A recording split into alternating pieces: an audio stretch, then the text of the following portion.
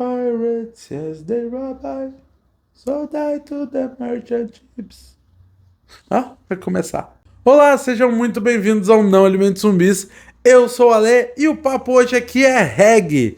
Mas não virou um programa musical, é porque vai estrear nos cinemas Bob Marley One Love. A gente já assistiu e eu vou agora contar pra vocês o que eu achei.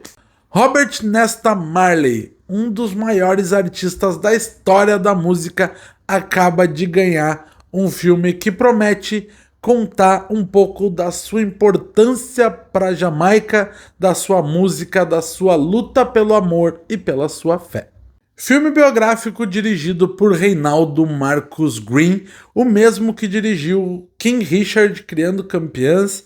Lembram que concorreu ao Oscar, que deu o Oscar até pro Will Smith lá naquela cena patética que eles fizeram no Oscar, mas que é um ótimo filme, é muito bem dirigido e consegue contar uma história cheia de carisma, e isso acabou credenciando ele para que ele fosse o diretor do filme sobre o Bob Marley. E aqui ele acaba conseguindo fugir de algumas armadilhas que se cria quando se vai contar uma cinebiografia, principalmente de alguém tão grande, que é aquela história de contar do cara pobre da Jamaica, que veio do nada e conseguiu se tornar um dos maiores artistas do mundo. Ele faz isso pegando um recorte da vida e tentando, pelo menos, desenvolver essa história.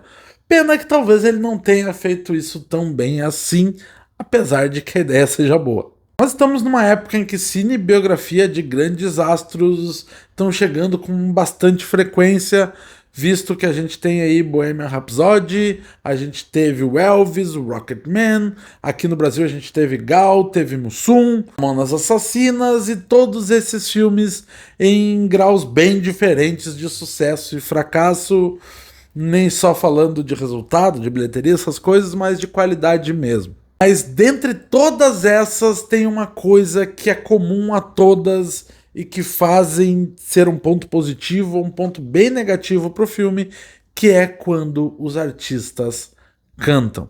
Vou trazer aqui os bons exemplos do Rocketman e do Elvis, em que os atores fizeram um excelente trabalho e trouxeram a sua própria identidade para a interpretação dos astros que eles estavam fazendo. Infelizmente, Bob Marley está muito mais perto de Bohemian Rhapsody, por mais que o Rami Malek tenha ganhado o Oscar, eu não gosto nem de lembrar disso, mas que acabam não cantando, e aí o negócio para cair numa imitação é muito fácil. É muito estranho quando tu vê uma cena em que ele tá tendo um diálogo, em que ele tá falando, e que a cena realmente tá boa às vezes, e aí ele entra para uma gravação ou para um show, e entra uma voz completamente diferente, e a partir dali tudo parece uma grande dublagem, é uma dublagem, e nesse caso ele ainda é gravado porque o som do filme também não ajuda muito. O som do filme é muito importante, e aqui uma coisa que Bohemian Rhapsody, já que eu fiz essa comparação, fez bem, é que quando ele tá num show ao vivo, mesmo que ele esteja dublando e não seja ele cantando, parece que ele está num show ao vivo. Aqui no Bob Marley, literalmente parece que eles desligam o som do filme e alguém dá play num CD do Bob Marley. Ou mesmo quando eles estão em estúdio, tu não consegue ver aquele som um pouco mais cru do ao vivo mesmo. É uma música bem remasterizada, com muito efeito de pós-produção em cima. Além disso, outro problema da direção é que a montagem do filme é bem estranha. A passagem de tempo é bem complicada, mesmo que o filme traga as datas em algum momento. Dizem que ano nós estamos, mas a passagem mesmo física, o andamento do Bob Marley, para onde ele está indo, é bem estranha.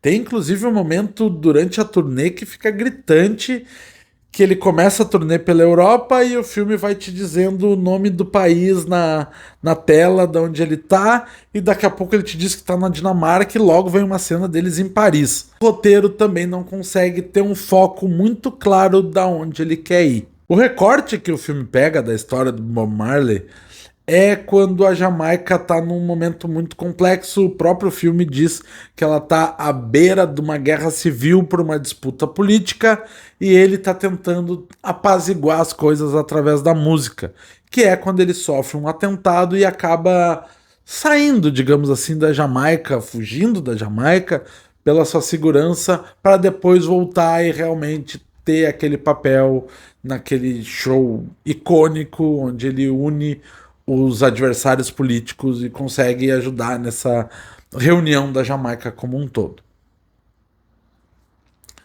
Só que o filme em si não é bem isso.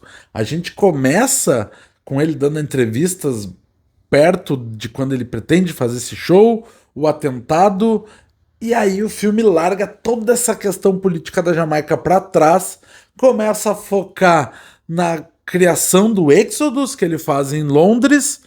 E aí parece que o filme vai falar mais da parte musical de Bob, mas daqui a pouco ele também já abandona essa ideia e tenta trazer aspectos da vida pessoal, a relação dele com os empresários, com as outras pessoas que o cercavam, para depois virar uma coisa musical mais pra frente de novo e retomar a questão política da Jamaica lá no finzinho para ter o grande auge com a cena do show.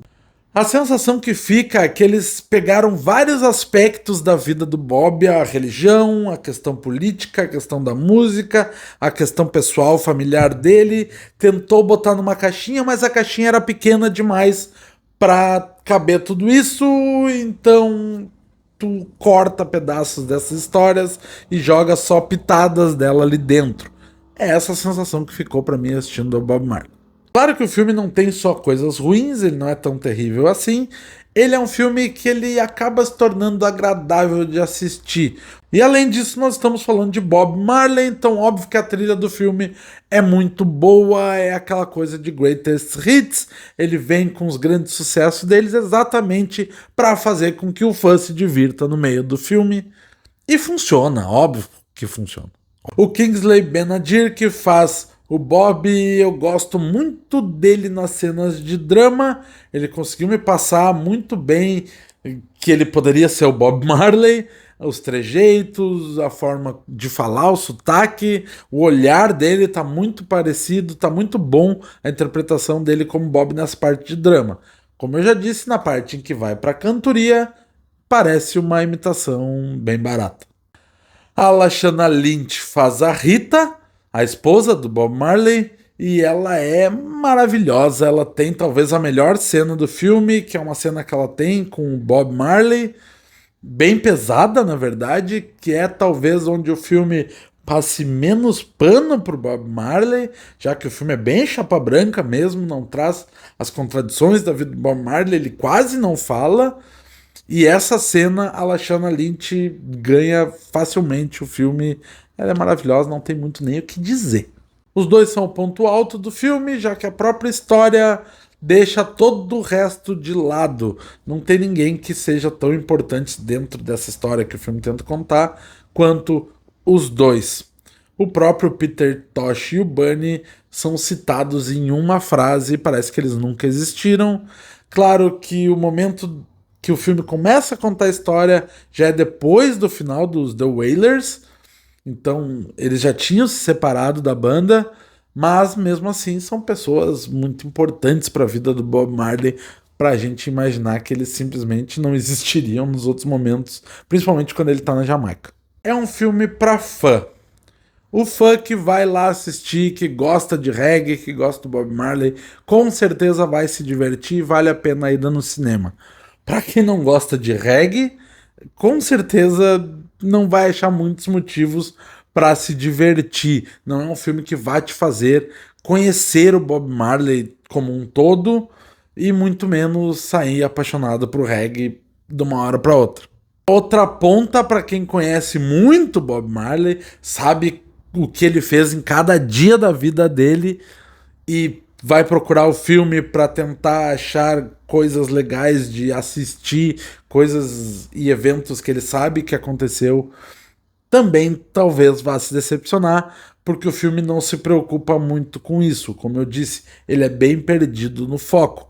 Então, na nossa ideia de dar dicas, tem que ir no cinema, tenta se enquadrar numa dessas caixinhas para saber o que fazer com o filme do Bob Marley. Eu vou confessar que eu me diverti porque eu adoro ouvir Bob Marley, mas também na eu vou confessar que eu me diverti durante o filme na mesma proporção que eu me decepcionei quando ele terminou. Lembrando que Bob Marley estreia no dia 15 de fevereiro nos cinemas e a partir do dia 12 já tem algumas sessões aí disponíveis. Então se programe para pós-carnaval voltar ao reggae.